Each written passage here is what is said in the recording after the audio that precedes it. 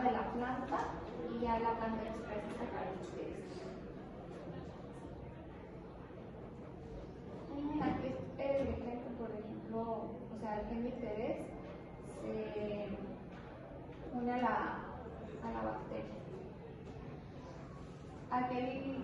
Se extrae el gen de interés, aquel expresa las características deseadas, se inserta en el plásmido de la bacteria, Agrobacterium tumefaciens.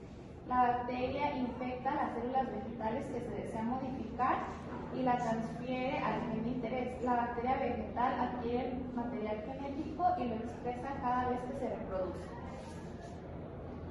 Después seguimos con el proceso de infección natural. Este es un proceso que consta de varios pasos.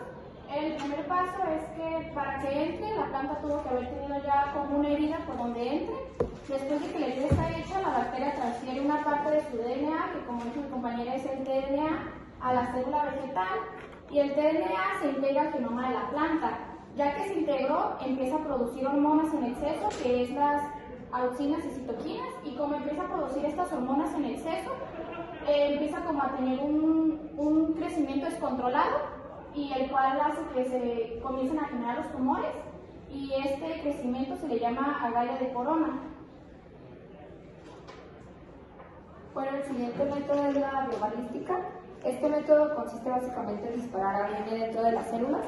Se usan partículas microscópicas de oro que llevan pegado el ADN que requiere introducir. Estas partículas se disparan a gran velocidad hacia las células. Al entrar, el ADN se libera y puede integrarse en el material genético de la célula. Es como si usáramos una pistola pequeña para meter información genética dentro de la célula. Y así es lo de la máquina, literal, para pensar. Aquí son los pasos, como dijo mi compañera. Primero se utilizan micropartículas de metal con ADN que se disparan con gran velocidad. Es como si fuera como un cañoncito que va a disparar las bolas con gran velocidad. Al dispararlas, estas atraviesan la pared y la membrana celular, entrando al interior de la célula. Ya adentro vuelve a lo mismo, el ADN se libera y se integra al genoma de la planta, y la planta ya contiene un nuevo ADN y esto ya se puede expresar como una planta modificada. Ahí vemos el proceso de cada paso, de cómo las empieza a disparar, rompe la barrera, entra y ya el ADN nuevo ya está dentro.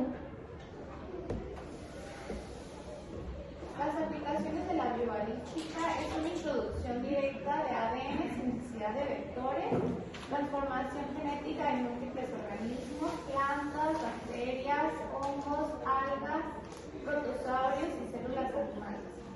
Aplicación tanto in vitro como transformación de organelos celulares, mitocondrias, cloroplastos, estudio de función y regulación génica, transformación de ARN viral y análisis de vías metabólicas y generación de cultivos transgénicos de importancia económica como soya, maíz, trigo, sorgo, papaya, caña de azúcar y espárragos. Aquí tengo una imagen como de comparación de ambos métodos. Por ejemplo, el Agrobacterium es donde se inserta el plásmido T y el de bombardeo de partículas, con las partículas de oro y las de ADN, y ya después se disparan hasta las células vegetales, como les explicaron, y algunas logran incorporar este ADN en las células. Otro método que tenemos es la electroporación. Aquí se aplica una pequeña descarga eléctrica a las células. Esa electricidad abre poros temporales en la membrana celular, como si hiciera pequeños agujeros. En ese momento el ADN está en el medio de que entra a la célula a través de esos poros. Luego la membrana se cierra y la célula puede seguir funcionando normalmente. En el método de microinyección, este es un método que va más directo, ya que es más sencillo, ya que aquí solamente se escoge el ADN que se va a utilizar y se inyecta directamente al núcleo de la célula, pues, con unas microagujas, y pues ya sigue todo el proceso de que, como en el anterior, se deposita directamente en el núcleo de la célula y ya el DNA puede integrarse al genoma de la célula y expresarse.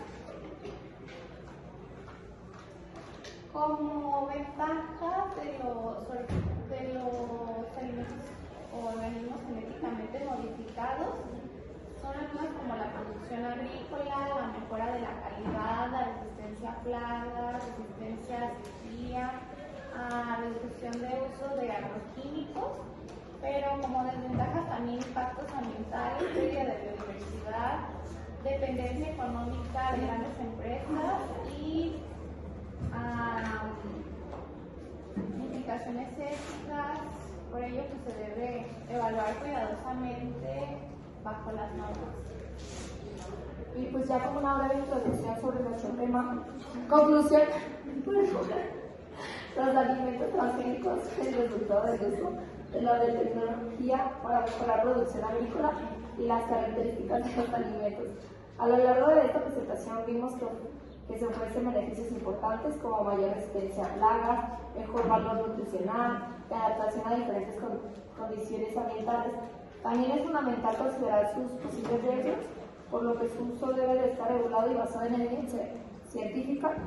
En general, los organismos genéticamente modificados representan una herramienta importante para enfrentar los retos alimentarios actuales, siempre que se utilicen de manera responsable.